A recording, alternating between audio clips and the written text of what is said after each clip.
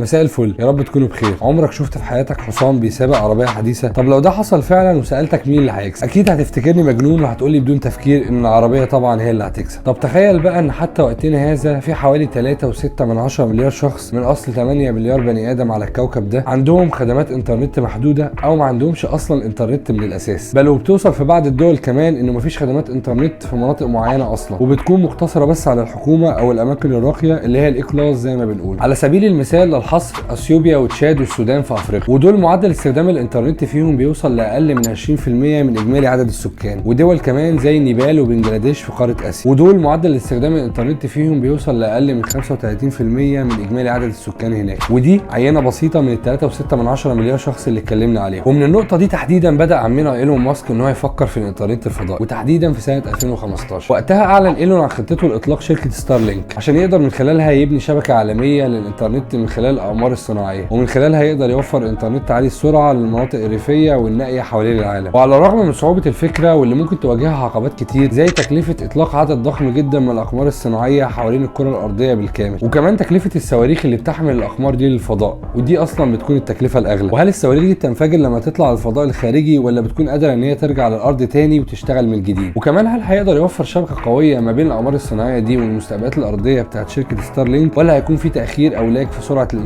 وهنا احب ادخل معاكم في النقطه الثانيه، وهي ان الفكره دي اساسا ما كانتش فكره ايلون ماسك، بل كانت فكره شركه امريكيه اسمها إيريديوم. شركه إيريديوم فكرت في الموضوع ده لاول مره سنه 1997، وقتها قررت ان هي تطلق 66 قمر صناعي، والكلام ده كان بهدف توفير شبكه اتصالات صوتيه عالميه للهواتف المحموله في جميع انحاء العالم، ولكن عن طريق الفضاء. وعلى الرغم من التكلفه الرهيبه اللي صرفتها الشركه وقتها واللي وصلت لحوالي 6 مليار دولار، الا ان الشركه واجهت صعوبات ماليه ان هي تكمل المشروع بتاعها لحد ما اعلنت افلاسها، وجا شويه مستثمرين كده واشتروها في سنه 2006. وايلون ماسك الحقيقه كان ذكي جدا عشان يقدر يتعلم من التجربه دي ويتفادى اخطائها لما يقرر ان هو يمشي في نفس المسار في المستقبل. واللي خلاني اقول كده ان ايلون ماسك اشترى فعليا شركه سبيس اكس في سنه 2008، وكانت وقتها شركه صغيره كده متخصصه في انتاج الصواريخ الفضائيه القابله لاعاده الاستخدام، ومن ساعتها فضل يطور في تقنيه اطلاق الصواريخ بصبر ومجهود كبير جدا لحد ما اعلن عن خطته الطموحه للانترنت الفضائي في سنه 2015، وكانت هي نفس السنه اللي قدم فيها الصاروخ فالكون 9 للعالم، والصاروخ ده شهد اول اطلاق فعلي ليه في سنه 2018، وكان وقتها هو فعليا بدايه فكره الانترنت الفضائي الحقيقيه، لان هو ببساطه الصاروخ الوحيد اللي كان قادر يطلع للفضاء وبعدين يرجع الارض تاني ويشتغل من جديد في اطلاق قمر صناعي جديد، وده كان بيوفر بند رهيب من تكلفه اطلاق الاقمار الصناعيه. بعدها بسنه وتحديدا في شهر نوفمبر سنه 2019 تم اطلاق اول قمر صناعي من شركه ستارلينك من طراز V1، وبعدها بشهر واحد بس قدرت الشركه ان هي توفر انترنت فضائي في الولايات المتحده بسرعه 100 ميجا بت في الثانيه الواحده، وفضلت الشركه تزود في عدد الاقمار الصناعيه لحد ما وصلوا ل 4000 قمر صناعي في الفضاء، بيوفروا خدمه الانترنت الفضائي في اكتر من 50 دوله حوالين العالم حاليا، والشركه بتستهدف ان هي توصل ل 12000 قمر صناعي على سنه 2030، وتقدر من خلال العدد ده ان هي توفر الخدمه في معظم انحاء العالم تقريبا. وعدد مستخدمين الخدمه حاليا بيوصل لحوالي 1.5 مليون مشترك حوالين العالم في الوقت الحالي، وشركه ستارلينك بتقول ان هي بتستهدف 40 مليون مستخدم في خلال سنتين من دلوقتي، وبتتوقع اجمالي ارباح بيتعدى 30 مليار دولار، والكلام ده هيحصل فعلا لو الشركه قدرت ان هي تحقق خطتها بنجاح، والواضح كده ان هم ماشيين بنجاح باهر لحد دلوقتي. ولكن السؤال المهم هنا،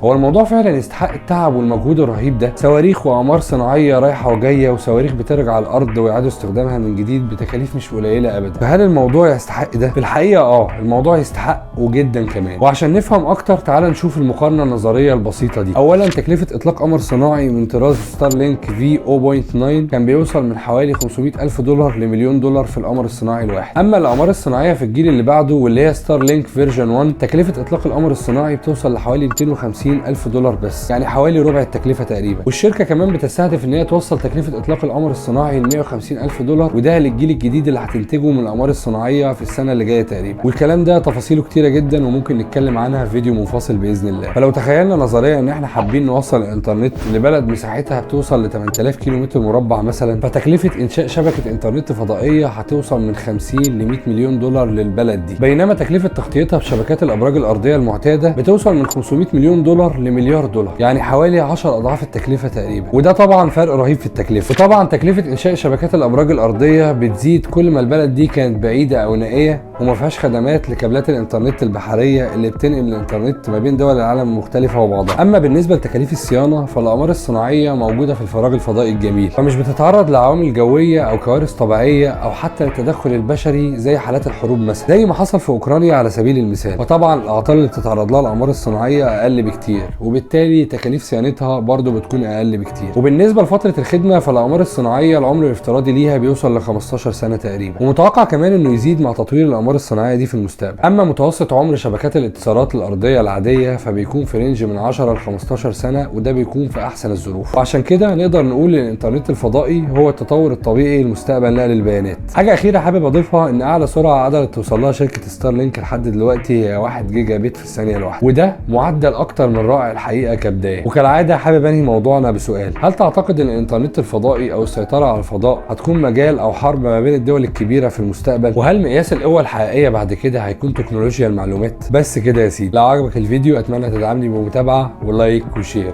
وشكرا لكم. سلام.